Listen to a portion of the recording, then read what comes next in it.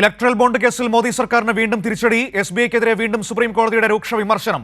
എന്തുകൊണ്ട് മുഴുവൻ രേഖകളും ഹാജരാക്കിയില്ലെന്ന് സുപ്രീം കോടതി chief justice DY Chandrachud.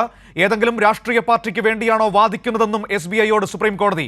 Serial number അടക്കമുള്ള മുഴുവൻ വിവരങ്ങളും ഉടൻ പ്രസിദ്ധീകരിക്കാൻ നിർദ്ദേശം. കേസ് സുപ്രീം കോടതി പരിഗണിച്ചുകൊണ്ടിരിക്കുകയാണ്. വിവരങ്ങളുമായി സിബി ചേരുകയാണ്. സിബി, ഈ തിരിച്ചടി പ്രതീക്ഷിച്ചിരുന്നതാണ്.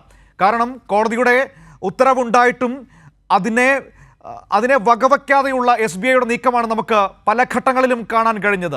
ആ സീരിയൽ നമ്പർ പ്രസിദ്ധീകരിക്കാതിരിക്കുന്നതിൽ കൃത്യമായ അജണ്ടയുണ്ടെന്ന് വ്യക്തമാണ്. കാരണം ആ നമ്പർ പ്രസിദ്ധീകരിച്ചാൽ മാത്രമേ ഏതൊക്കെ പാർട്ടികൾക്ക് ആരൊക്കെ സംഭാവന നൽകിയിട്ടുണ്ടു എന്ന് നമുക്ക് മനസ്സിലാക്കാൻ പറ്റുകയുള്ളൂ. അപ്പോൾ അത് പുറത്തു വരരുതെന്ന് ആഗ്രഹിക്കുന്നത് ഈ ഘട്ടത്തിൽ BJPയും കേന്ദ്ര സർക്കാരുമാണ്. ആ നീക്കത്തിനാണ് ഇപ്പോൾ സുപ്രീം കോടതിയിൽ തിരിച്ചടി ഉണ്ടായിരിക്കുന്നത്. കോടതി പറഞ്ഞത് എന്താണ്? മനു, തീർച്ചയായും ഇന്നിപ്പോൾ സ്റ്റേറ്റ് ബാങ്ക് ഓഫ് ഇന്ത്യയെ അതിരൂക്ഷമായാണ് സുപ്രീം കോടതി വിമർശിച്ചത്. കാരണം കഴിഞ്ഞ ദിവസം തന്നെ ഈ ഇലക്ട്രൽ ബോർഡിന്റെ എല്ലാ വിവരങ്ങളും നമ്പർ അടക്കം പുറത്തുവിടണമെന്ന് ആവശ്യപ്പെട്ടിരുന്നു. പക്ഷേ നമ്പറുകൾ ഇപ്പോഴും സ്റ്റേറ്റ് ബാങ്ക് ഓഫ് ഇന്ത്യ പുറത്തുവിട്ടിട്ടില്ല. ആ ഒരു പശ്ചാത്തലത്തിലാണ് ഇത് നിങ്ങൾ ഹാജരായത്. അതായത് സ്റ്റേറ്റ് ബാങ്ക് ഓഫ് ഇന്ത്യക്ക് വേണ്ടി അഡ്വക്കേറ്റ് ഹാരിഷ് സാൽവെയാണ് ഹാജരായത്. നിങ്ങൾ ഹാജരായത് SBIക്ക് വേണ്ടിയാണോ അതോ ഏതെങ്കിലും രാഷ്ട്രീയ പാർട്ടിക്ക് വേണ്ടിയാണോ എന്ന് സുപ്രീം കോടതി ചീഫ് ജസ്റ്റിസ് DY ചന്ദ്രചൂഡ് ചോദിച്ചു.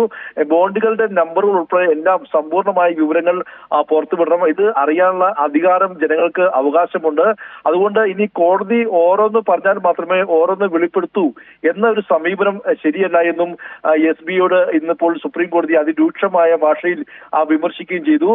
മാത്രമല്ല ഈ സംഭവവുമായി ബന്ധപ്പെട്ടുകൊണ്ട് എല്ലാ വിവരങ്ങളും ഉടൻ നൽകാമോ എന്ന് SBIയോട് ചോദിച്ചു. അപ്പോൾ SBI വിവരങ്ങൾ കൈമാറുന്നതിൽ വിമുഖത ഞങ്ങൾ കാട്ടിയിട്ടില്ലെന്നും കഴിഞ്ഞ ദിവസം ഈ സുപ്രീം കോടതിയിൽ മുദ്രവെച്ച കവറിലുള്ള രേഖകൾ പുറത്തുവിട്ടിട്ടുണ്ട്. ഇനി നമ്പറുകൾ പുറത്തുവിടാം എന്ന് വ്യക്തമാക്കുന്നു. ഇതിൽ ആവശ്യമെങ്കിൽ ഈ ഒരു ആൽഫ ന്യൂമറിക് നമ്പറുകൾ നൽകാമെന്ന് സ്റ്റേറ്റ് ബാങ്ക് ഓഫ് ഇന്ത്യ ഇന്നിപ്പോൾ സുപ്രീം കോടതിയെ അറിയിച്ചു. എങ്ങനെയാണ് ഈ ഡേറ്റകൾ സൂക്ഷിച്ചിരിക്കുന്നതെന്നായിരുന്നു പിന്നെ സുപ്രീം കോടതിയുടെ അടുത്ത ചോദ്യം. എന്തായാലും ഈ നമ്പറുകൾ നോട്ടിന്റെ നമ്പർ പോലെ തന്നെ ഉള്ളൂ ഈ ബോണ്ടിന്റെ നമ്പർ എന്ന് SBI അറിയിച്ചു. ഇതിന് സുരക്ഷാ കോഡാണ് ഈ ആൽഫ ന്യൂമറിക് നമ്പർ എന്ന് പറയുന്നത്. അതുകൊണ്ട് തന്നെ ഇത് അൾട്രാവയലറ്റ് പ്രകാശത്തിൽ കാണാൻ കഴിയുമെന്ന് SBI വ്യക്തമാക്കി.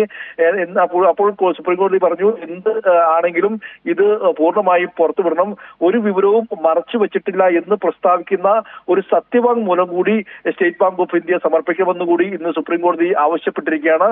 അതായത് കൃത്യമായി സുപ്രീം കോടതി ഈ വിവരങ്ങളെല്ലാം നിലയും വിടണമെന്ന നിർദ്ദേശം തന്നെയാണ് സുപ്രീം കോടതി വീണ്ടും ഇന്ന് ആവർത്തിച്ചിരിക്കുന്നത്. അതേസമയം തന്നെ ഈ കേസിന്റെ വാദം തുടങ്ങുമ്പോൾ തന്നെ ചില വ്യവസായ കക്ഷികൾ ഇതിൽ പങ്കുചേരാൻ വേണ്ടി അല്ലെങ്കിൽ കക്ഷി ചേരാൻ വേണ്ടി എത്തുകയും ചെയ്തു. ഇതിൽ പ്രധാനമായും ഈ ഇലക്ട്രൽ ബോണ്ട് വാങ്ങിയവരുടെ പേര് വിവരങ്ങൾ പരസ്യപ്പെടുത്തുന്നതിനെ എതിർത്തുകൊണ്ടായിരുന്നു ഫിക്കിയും അതുപോലെ അസോസിയേഷൻ ഉൾപ്പെടെയുള്ള ചില വ്യവസായ കക്ഷികൾ കക്ഷി ചേരാൻ വേണ്ടി അപേക്ഷ നൽകിയത്. പക്ഷേ ഇവർ അപേക്ഷ നൽകിയിരുന്നില്ല. ഇത് കോടതിയിൽ ഹാജരായത്. അപ്പോൾ കോടതി പറഞ്ഞു, ഈ കേസിൽ നിലവിൽ ഉത്തരവ് പറഞ്ഞതാണ്. ഇതിനുശേഷം നിങ്ങൾ എന്തിനാണ് എത്തിയതെന്ന് സുപ്രീം കോടതി ചോദിച്ചു. മാത്രമല്ല, നിങ്ങളെ ഇപ്പോൾ കേൾക്കാനാവില്ലെന്നും ഇത് ത്രൂ ദ ലൈൻ, അതായത് കൃത്യമായി ഇമെയിൽ വഴി അപേക്ഷ വെച്ചുകൊണ്ട് നിങ്ങൾ വരൂ എന്ന് ശാസിക്കുന്ന ഒരു നിലപാടാണ് ഈ വ്യവസായ സംഘടനകളുടെ കക്ഷിയേറാൻ എത്തിയ മുതിർന്ന അഭിഭാഷകരുടെ സുപ്രീം കോടതി വ്യക്തമാക്കിയത്. എന്തായാലും ഈ കേസിൽ ഇപ്പോൾ കൃത്യമായി ഈ ബോണ്ടിന്റെ എല്ലാ വിവരങ്ങളും കൈമാറണമെന്നും നമ്പർ അടക്കം പുറത്തുവിടണമെന്നൊരു ആവശ്യമാണ് സുപ്രീം കോടതി ഉന്നയിച്ചിരിക്കുന്നത്. ഒരു ഘട്ടത്തിൽ നിങ്ങൾ എത്തിയത് SBIക്ക് വേണ്ടിയാണോ അതോ ഏതെങ്കിലും രാഷ്ട്രീയ പാർട്ടിക്ക് വേണ്ടിയാണോ എന്നും അഡ്വക്കേറ്റ് ഹാരിഷ് സാൽവെയോട് സുപ്രീം കോടതി ചോദിക്കുന്ന ഒരു ഘട്ടം കൂടി ഉണ്ടായി. എന്തായാലും ഈ ഇലക്ട്രൽ ബോണ്ടുമായി ബന്ധപ്പെട്ടുകൊണ്ട് നമുക്കറിയാം, വലിയ അഴിമതി, പ്രത്യേകിച്ച് BJP ഉൾപ്പെടെയുള്ള പാർട്ടികൾ വാങ്ങിയ വലിയ സംഖ്യയുടെ കണക്കുകൾ പുറത്തു വരുന്നു. ഈ കണക്കുകൾ മറച്ചുവെക്കാൻ വേണ്ടി ആദ്യഘട്ടം മുതൽ തന്നെ സ്റ്റേറ്റ് ബാങ്ക് ഓഫ് ഇന്ത്യ ആ ശ്രമം നടത്തിയിരുന്നു. എന്തായാലും ഇപ്പോൾ കൃത്യമായി ചെവിക്ക് പിടിച്ചുകൊണ്ട് തന്നെ കൃത്യമായി ആ വിവരങ്ങൾ നൽകണമെന്ന ഒരു ഉത്തരവ് സുപ്രീം കോടതിയുടെ ഭാഗത്തുനിന്ന് ഇന്ന് വീണ്ടും ഉണ്ടായിരിക്കുകയാണ്.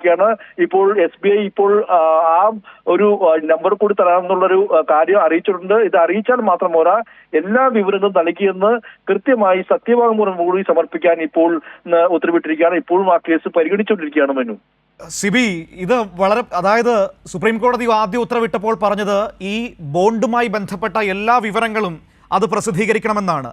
അവിടെ എന്തൊക്കെ ഇടപാടുകളാണ് SBI കാണിച്ചുകൊണ്ടിരിക്കുന്നത്? കാരണം ഇത് ആർക്ക് പണം നൽകിയെന്ന് പൊതുസമൂഹത്തെ അറിയിക്കാതിരിക്കണം, അതാണ് അവരുടെ പ്രധാനപ്പെട്ട വിഷയം. കാരണം ഇത് ആര് പണം നൽകിയെന്ന് പറഞ്ഞാൽ ഈ ബോണ്ടിൽ ഇപ്പോൾ നമ്മൾ കണ്ട പേരുകളെല്ലാം വിവാദപരമായ അന്വേഷണങ്ങളടക്കം നേരിടുന്ന വ്യവസായികളുടെയും കോടീശ്വരന്മാരായ പണക്കാരുടെയും ഒക്കെയാണ്. അപ്പോൾ ഇവരിൽ നിന്നൊക്കെ പണം ആർക്ക് കിട്ടിയെന്ന് അറിഞ്ഞാൽ അത് പൊതുസമൂഹത്തിന് മുൻപിൽ അറിഞ്ഞാൽ വലിയ നാണക്കേടുണ്ട്, അല്ലെങ്കിൽ അത് വലിയ പ്രശ്നമാകുമെന്ന് BJPക്ക് അറിയാം, കേന്ദ്ര സർക്കാരിനറിയാം. അതിനു വേണ്ടിയിട്ട് SBI പോലെ രാജ്യത്തിൻ്റെ അഭിമാനമായ ഒരു ബാങ്കിനെ ഉപയോഗിക്കുന്ന ഏറ്റവും ദയനീയമായ കാഴ്ച, ആ ബാങ്ക് സുപ്രീം കോടതിയിൽ പോയി സ്ഥിരമായി സുപ്രീം കോടതിയിൽ നിന്ന് വിമർശനം കേൾക്കുകയും വിമർശനം കേട്ട് തിരിച്ചു പോരുകയും ചെയ്യുന്നത് നമ്മൾ കണ്ടുകൊണ്ടിരിക്കുന്നു. പരമോന്നത കോടതിയുടെ ഉത്തരവിനോട് ഈ രാജ്യത്തെ ഭരണകൂടത്തിന് എത്രമാത്രം ബഹുമാനമുണ്ടെന്ന് കൂടിയാണ് ഇതൊക്കെ നമ്മളോട് പറയുന്നത്. തീർച്ചയായും മനു, ഇതിൽ കേന്ദ്ര സർക്കാർ ഈ സ്റ്റേറ്റ് ബാങ്ക് ഓഫ് ഇന്ത്യയെ മുന്നിൽ വെച്ചുകൊണ്ടുള്ള കളി തന്നെയാണ് എന്ന കാര്യത്തിൽ യാതൊരു സംശയവുമില്ല. ഇതിൽ സ്റ്റേറ്റ് ബാങ്ക് ഓഫ് ഇന്ത്യ ഈ ഒരു വലിയ രൂക്ഷമായ വിമർശനം നേരിടുമ്പോഴും കൃത്യമായി കേന്ദ്ര സർക്കാരിലേക്ക് അല്ലെങ്കിൽ BJPയിലേക്ക് തന്നെയാണ് ഈ വിമർശനങ്ങൾ എത്തുന്ന കാര്യത്തിൽ സംശയമില്ല. അത് കൃത്യമായി സുപ്രീം കോടതിക്ക് ബോധ്യപ്പെട്ടു. അതുകൊണ്ട് തന്നെയാണ് നിങ്ങൾ എത്തിയതൊരു രാഷ്ട്രീയ പാർട്ടിക്ക് വേണ്ടിയാണെന്നുള്ള ചോദ്യം സുപ്രീം കോടതി ചീഫ് ജസ്റ്റിസിന് തന്നെ ചോദിക്കേണ്ടി വരുന്നത്.